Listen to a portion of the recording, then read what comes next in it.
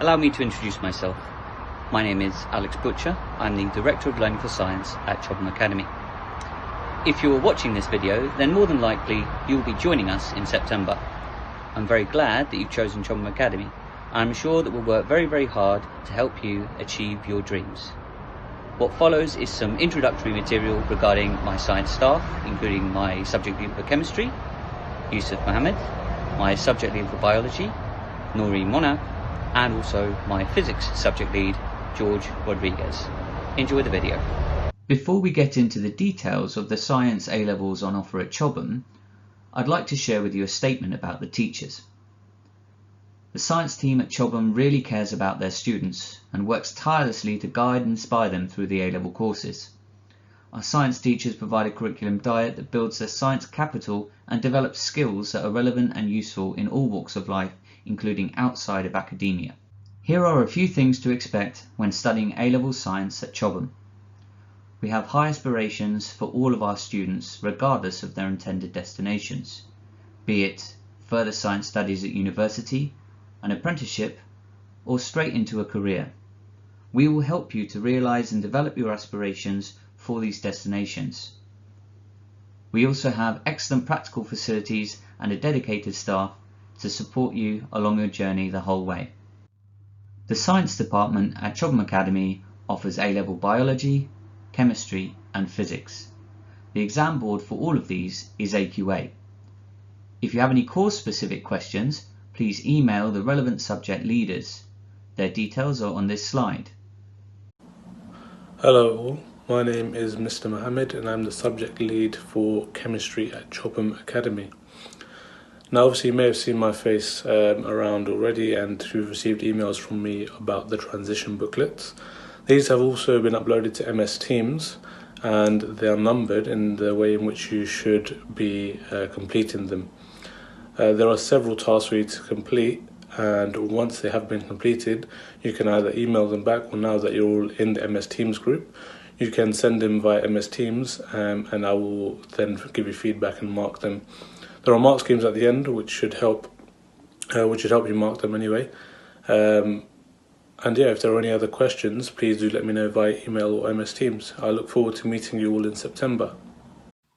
Okay, hello all. My name is Mr. Mohammed and I'm the subject lead for chemistry. I'm just going to go through a few things that you're going to need to know to study A-level chemistry at Chobham Academy. So first thing is that we'll go through the expectations. So in addition to timetable lessons, you also need to be doing additional pre-learning, which will be expected of you. Your teacher will usually set you pre-learning, practice questions or further research tasks. Could be the kind of things that the learning could involve. So pre-learning meaning learning before the lesson, practice questions meaning questions on the topic that we just completed, or further research tasks to further develop your knowledge. This needs to be handed in on time. Failure to do so will lead to an hour of compulsory study. So ensure that you're doing that, and it's mainly to do with helping you anyway, so you should be doing it. As we go through lessons, if you do have pre-learning that you've done, you need to add in additional notes or comments and corrections picked up throughout the lesson in red pen.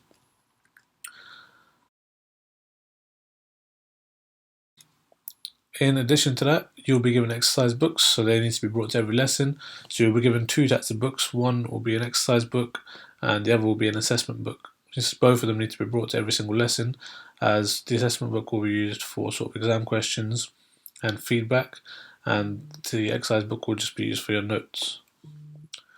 You also be advised to have a folder, and folders will be checked regularly, so it's ensured that it's kept up to scratch using the folder checklist, which will be given to you upon your arrival. There'll be also booklet exam questions that will need to be completed throughout the topic. These have already been made and they will be given to you again as and when you go through topics.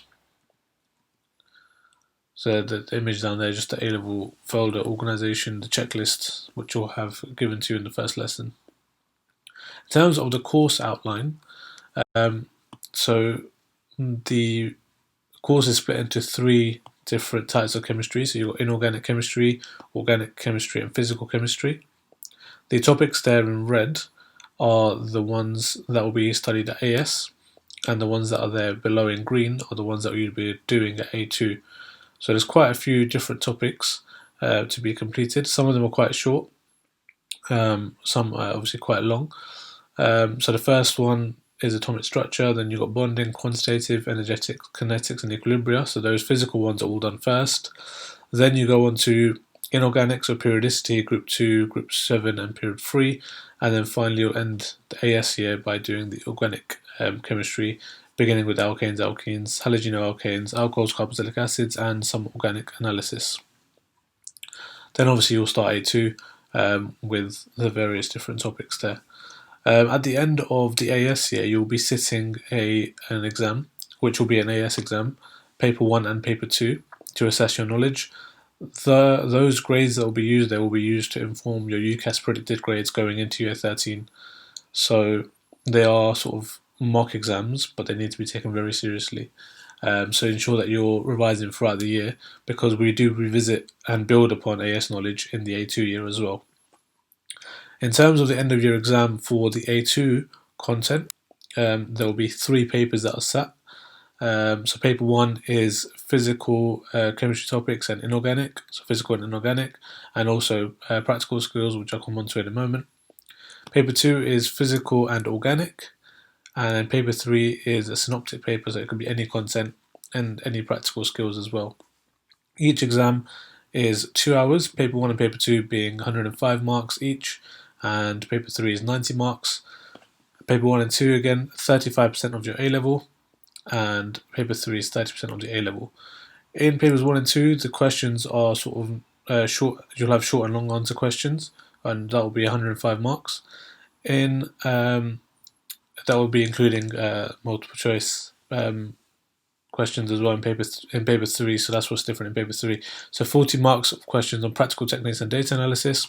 20 marks will be synoptic across the specification, and there'll be 30 marks of multiple choice questions as well. So paper 1, paper 2, 105 marks of short and long answer questions, no multiple choice. Paper 3 will have 40 marks of questions on practical techniques and data analysis, 20 marks on testing any part of the specification, and 30 marks of multiple choice again, testing across any part of the specification, which could also include practicals. Okay, each paper is 2 hours, as I said. So yeah, let's go on to talk about the required practicals. So there are 12 required practicals altogether across the whole A-level course. The ones in red, again, are the ones that are the AS practicals that you'll be doing. So there's 6 in each year. So these kind of things include things like making a volumetric solution and doing titration, investigating the effects of temperature and change of reaction, test tube tests on identifying cations and anions, distillation, organic tests, so testing for aldehydes, ketones, carboxylic acids, investigating pH, looking at transition metal ions, thin layer chromatography. These are all the kind of things that you're going to be tested on throughout the course. So there are 12 practicals, 6 in the AS year, 6 in the A2 year, and they will be assessed. You'll be given a practical booklet and also potentially also a lab book in which you will be taking pictures and doing your answering questions, doing your write-ups, writing out your methods, those kind of things. So whenever we do a practical, you'll be given ample amount of notice, and you'll know well beforehand when you're doing a practical. And obviously, we'll be going through the method of it all as well beforehand, so you're very well equipped before actually doing the practical yourselves. In terms of, like I said, you're going to get lab books, so you again need to make sure that your lab books are organised in such a way. Again, you'll be getting guidance on this when you come in September. These are just some of the things that you'll be receiving. You'll also be getting CPAC statements. So CPAC is the way in which we assess your practical skills. So at the end of the course, you'll be receiving a pass or a fail for the practical endorsement side of the course. So in each practical, you'll be assessed on a certain CPACs. For example, it could be something like safety, or it could be something like writing up a method. things like these are the kind of things that you'll be tested on, and wherever you've met it, if you have met it, obviously teachers as well as teachers will note it down, and then going forward, hopefully you'll have met throughout all 12 practicals, you'll have met all of the statements, and then we can give you that pass for the practical endorsement as well. But again, more information on this when you arrive in September. Again, you can always look at the AQA website if you're unsure. All of the things that I've gone through are mainly on the AQA website, as that's the exam board and the course that we'll be following. Just other resources and other sources of information. So there are textbooks, websites, you've got YouTube, journals, journal reviews. Obviously, you have each other. You've got your teachers, attending some Royal Society of Chemistry talks, presentations. Obviously, right now that we'll have to be doing it online. University talks and presentations as well.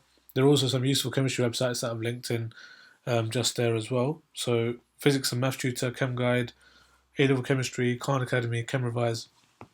All of these are good websites in order to help you get a head start in order to, whilst you're doing the course as well, in order for you to catch up on notes as well. So hopefully this has been useful for you.